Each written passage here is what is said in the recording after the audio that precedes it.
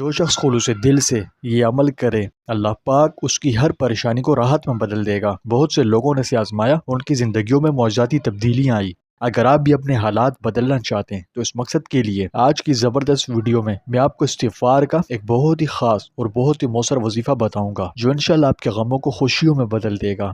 حدیث شریف میں نبی کریم صلی اللہ علیہ وسلم نے فرمایا کہ جو شخص کثرت سے استغفار کرے اللہ پاک اس کی ہر پریشانی کو دور کر دیتا ہے، اسے ہر تنگی سے نجات دیتا ہے اور ایسے طریقے سے رزق پہنچاتا ہے جہاں سے بندے کا گمان نہیں ہوتا۔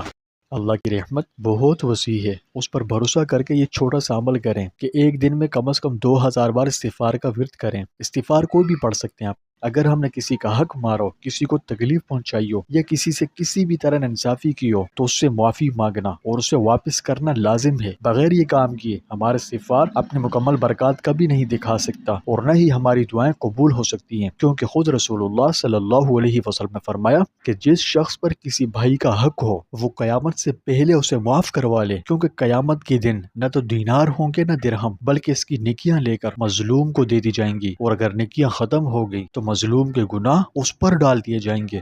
لہٰذا استغفار کی کثرت کے ساتھ ساتھ یہ بھی بہت ضروری ہے کہ ہم اپنے دل کا محاسبہ کریں، جن لوگوں کا حق ہم پر ہے ان سے معافی مانگیں۔ جب ہمارا دل صاف ہوگا تو استغفار کی برکتیں کھل کر ہماری زندگی میں نظر آئیں گی، اور آپ خود محسوس کریں گے استغفار کی برکت سے دل میں سکون ہوگا، رزق میں فراخی ہوگی اور مشکلات میں آسانیاں نصیب ہوں گی۔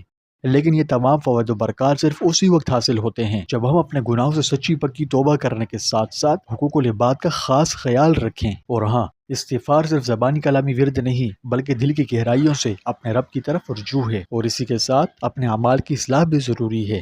تو یہ سمجھنا غلط ہے کہ حقوق العباد کو پاؤں تلے روندا ڈالا جائے اور صبح و شام صرف استغفار کر لیا جائے اور ذہن میں یہ سوچیں کہ سب کچھ ٹھیک ہو جائے گا، تو نہیں۔ اگر ہم نے لوگوں کے حقوق غصب کر رکھے، کسی کا مال ناجائز طریقے سے لیا ہے اور پھر استغفار کی تسبیح لے کر بیٹھ جائیں تو یہ استغفار بے سود ہوگا اور اس کی برکتیں حاصل نہیں ہو سکتی۔ حقوق العباد کا خاص خیال رکھنا انتہائی بہت زیادہ ضروری ہے، کیونکہ یہ اللہ کے نزدیک بہت اہم معاملہ ہے۔